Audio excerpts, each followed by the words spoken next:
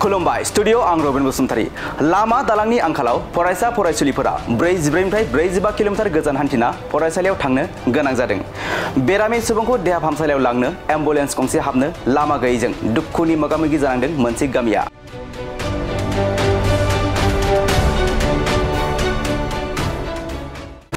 गोबाव सम रायजो जाबोनायनि उनावबो उदालगुरि जिल्लानि धनस्री बिटिसि बियाब आरो माजबाद बियाबनि सिङाव थानाय थारायबारि गामिनि रायजो राजाफोरा दोंसे मोजां लामा आरो गंसे दालां गैयैयाव गोबां जेंनाजों मोगा-मोगि जाबोनो गोनां जादों। गाव गावनि रां आरो खस्थ'जोंनो औवानि दालां बानायदों रायजो राजाफोरा।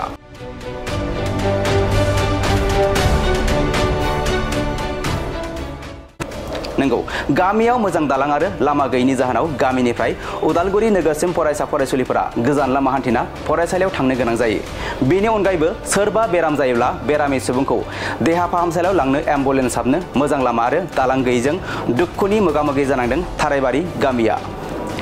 दुखुनांथाव बाथ्राया बिसोरदि जौगानायनि थाखाय गोबां मावफुंनायनि स्ल'गान होबोबाय माजबाद विधानसभा बियाबनि एमएलए सरन बर', धनस्री बिटिसि बियाबनि एमसिएलए प्रेस मोसाहारि आरो दानि खुंथाय गोहोआव थानाय प्रमद बर'नि सोरखार थासेयावबो रावबो दैदेनगिरिफोरा दुखुथिया थारायबारि गामिखौ खौरां लाहैयाखै होनना फोरमायदों थारायबारि गामिनि रायजो राजाफोरा। मख'जाथावदि बे लामा आरो दालांखौ मावफुंनो थाखाय माजबाद बियाबनि एमएलए सरन बर'आ 2021 मायथाइयावनो अन्थाइ खाम्फा गायसनदोंमोन आरो ससे लामा हाबो गारदोंमोन, नाथाय दासिमबो जाफुङाखै होनना फोरमायदों रायजो राजाफोरा।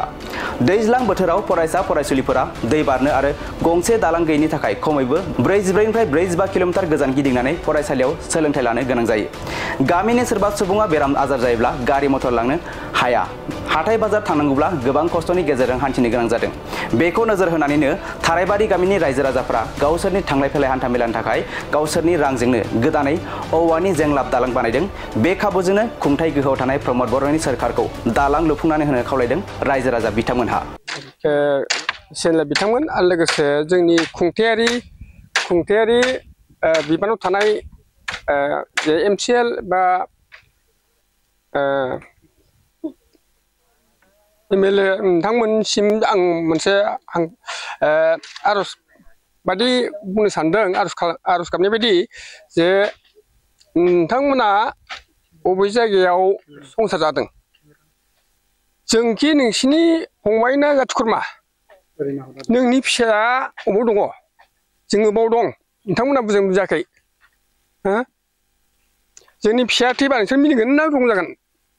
नोंनि फिसाया थैबा आं मिनिगोन ना नों रंजागोन? बुजिदोंना?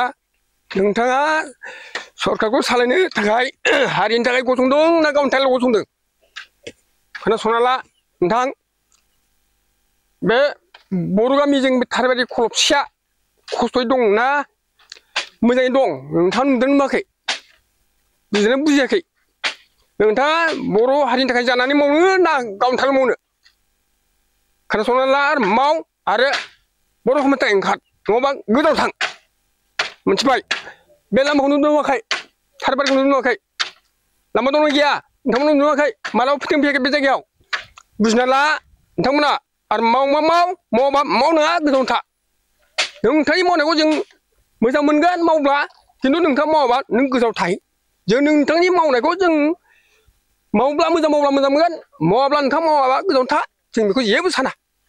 दिनै जोंनि गांनाय उखैनाय थांनाय फैनाय गथ' गथाया माबायदि अबस्था दङ नोंथाङा नुदोंना नुवाखै? बेराम आजारनि समावबो थांलाय फैलाया खस्थ' जायो। एम्बुलेन्स गंसेबो फैया, फर हुइलार गंसे फैया, ट्रेक्टरल'सो जों गामियाव हालेवनो फैयो, ओमफ्राय रावबो फैया। होमबा आंनि फिसाया लोमजादों ना उमुगनि फिसा लोमजादों, नोंथाङा नुदोंना नुवाखै? नोंनि फिसाया लोमजादों नुवाखै? नोंथांनि न'आव एम्बुलेन्स फैदों, जों गामियाव फैदों नामा? नोंथांमोना नुदोंना? फरायसालियाव थांदों, एसे खस्थ' थांदों, दलां गैया। दलापारानिया आरसिसि ब्रिजआ माने गब्लंबाय गलन्दि दैबानाजों। बबे गलन्दि उदालगुरिजों गिदिंना फैनांगौ? 44 किल'मिटार जायोनो गिदिंना फैनांगौआ। होमबा नोंथांमोना जोंनि संसारखौ मिनिदों ना खुसि मोनदों? नोंथां, जोंनो गासैबो सुबिदाखौ अननानै बानायब्ला जों मोजां मोनगोन, आरो नोंथांखौबो जों साबायखर होगोन। जोंनो गावनि जाथि, गावजों गाव अनलायनाय बिदा फंबाय बिमा फिसा बादि जों मोजां मोनलायगोन आरो अननानै मावोब्ला, आं बेखौनो लुबैयो। आं बे समाव बेखौसो बुंनो सानदों, जोंनि बे थारायबारि गामिया हान्थामेला खालामनायनि थाखाय जोंहा गोबां खस्थ' मोनगासिनो दिनैसिम खस्थ'आ ओरैबायदि खस्थ' मोनदों जिथुनाखि बे थाराइबारि गामिया जे समनिफ्राय गायसनदोंमोन बे समनिफ्रायनो 1964 बे समनिफ्राय जों दासिम ओरैबो दै जों गेजेराव दङ जों बेमार आजारनिफ्रायबो आरो स्कुलाव थांनाय हाथाय बाजारफ्राव थांनाय जोंहा गोबां बोसोर खस्थ' मोनबा थायो जोङो बिदिनो सरकारनि खोथायाथ' बेनोसै फैलाय थांलाय जायफोर दं जायफोर सोलिबा थादोंमोन बिथांमोननि सायाव जोंबो एसे भरसा खालामदोंमोन आरो मोगथां महराव एसे नुज्रेदनायखाय जोंबो खोब मोजां मोनदोंमोन मानि जाहोनाव बिदि बन्द' जानानै थाखो जों बेखौ मोनथिजोबस्लाबासै दा थेवब्लाबो दायो जिथुनाखि सोलिफुबाय थानाय खुंथायाव थानाय जाय बिथांमोनहा खुंथायाव दङ निस्सय जोंखौ हारि हिसाबै जोंखौ नायसनफैगोन बा जोंनि थाखाय मोजां खामानि मावफैगोन जोङो थाराइबारि गामिनि जानानै जोङो खावलायनाय थाबाय बिथाङा प्रमद सारआ जाहाथे जोंनि दुखु सुखुखौ एसे नायसननानै जेन जोंनि थाखाय मोजां खामानि मावफैयो एमएलए हिसाबै जोंहा सरन बर' सार दं एमसिएलए हिसाबै जोंहा प्रेस मुसाहारि दं बिथांमोनहा जों बिथांमोनावबो थाङो बिथांमोनहा बुङो बिथांमोनहा जोंहा दा खुंथायाव गैया जों जेबो बुंथ'नो हाया बे खामानिया एसे गोबाङैनो गिदिर दा बिसिबां बाजेटनि थाखाय जोंनाव जेबो राहा गैथ'वा बे नोंथांमोननि लुबैनाया मानि दै दा जोंनि लुबैनाया बेनो जों बेयाव ओरैनोथ' आगोलनि बायदिब्ला जोंनि खोनानायाव जोङो दंफां दालां जों खोनाबोदों नुबोदोंमोन जों बिदिखौनो जों लुबैदोंमोन नाथाय दानि जिथुनाखि सरकार खोनानायाव दंफां दालांनि सिस्टेम गैला डाइरेक्ट बक्स कालभार्ट आरसिसि बिदिसो जासै होननानै बुंनाय जों खोनादों दा बेबायदि जुदि जामारोब्ला हयथ' आरसिसि बक्स कालभार्ट बेफोरखौ होनानै होयोबा जों खोब माने मोजां मोनगौमोन आरो बक्स कालभार्टनि गेजेरजों बक्स कालभार्टनि गेजेरजों आरो दा दैयाथ' गोबां गिदिर फैयो दा जोङो गलन्दि होननानै बुङोबाथ' गलन्दिखौ फ्राय जोङो हान्था मेला खालामनो हागोन आरो आदसा आं गिबियावनो बे चेनेलखौ साबायखर बावग्रोबाय दायो जिखिनि सोंनायनि फिननाय आं बेखौ मोजां मोनदों मानोना जोंहा बोसोरे बे दालांखौ माने बे दालाङानो बा बे लामायानो जोंनि थाखाय मेन बायदि जानानै दङ माने बे दालांखौ जोङो बोसोराव खनथाम जों बानायनांगौ गोनां जाहैयो बे खनथामाव बानायनायाव जोङो रायजोनिफ्राय ओरैबायदि खरस थाङो बेखौ जों बुंनानै जों फोजोबनो हाया मानो होनबा बे लामाया थारमाने जोंनि थाखाय हाथाय बाजार जानाय बेजों लोगोसे आरो गथ'फोर स्कुलाव थांनाय बिनि थाखाय बहुद गोनांथि जानानै दङ दा दिनैसिम सरकारा नायफैनाय जायाखै बा खबर लाफैयाखै जों आसा खालामदोंमोन थांनाय बिपिएफ आमोलनि जिखिनि सम 19 बोसोर बिथांमोना खुंथायाव थाबोनायाव जोङो मोनसे नङा मोनसे जागोन होननानै जों आसा खालामदोंमोन नाथाय जादिया आरो दिनैसिम दिनै फैनानै दिनै इउपिएल सरकार जानानै दङ दायो दङ बियो एकदम उदालगुरि थानानि खोलाहा थानाय थाराइबारि गामि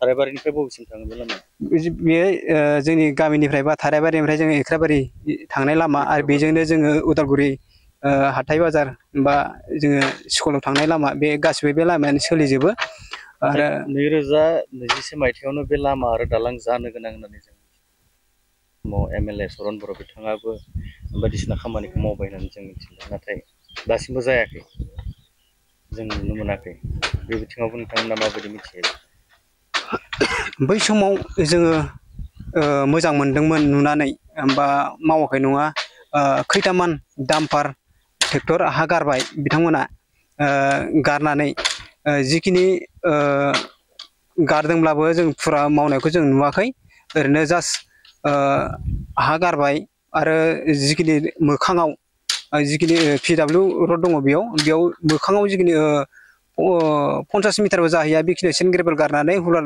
नारफ्लांनानै बिथांमोना बे खामानिखौ बेनिफ्रायनो स्टप दोननाय दिनैसिम गैया आजोलै 5 बोसोर रानिं जाबाय बियो दिनैसिम मावाखै दायो जोङो बेखौ जाहाथे खुंथायाव थानाय सरकारखौ जों खावलायगोन बे खामानिखौ जाहाथे फिन नायबिजिरनानै बे खामानिखौ साक्सेस खालामना होगोन मानोना बे खामानिखौ बा लामाखौ बयनिबो थाखाय बा जोंनि गुबुन गैया जोंनि बर' हारियानो बा जोंनि बर'आनो दा बेनि थाखाय मावनानै होगोन बा नायबिजिरनानै मावफिनगोन आं बेखौ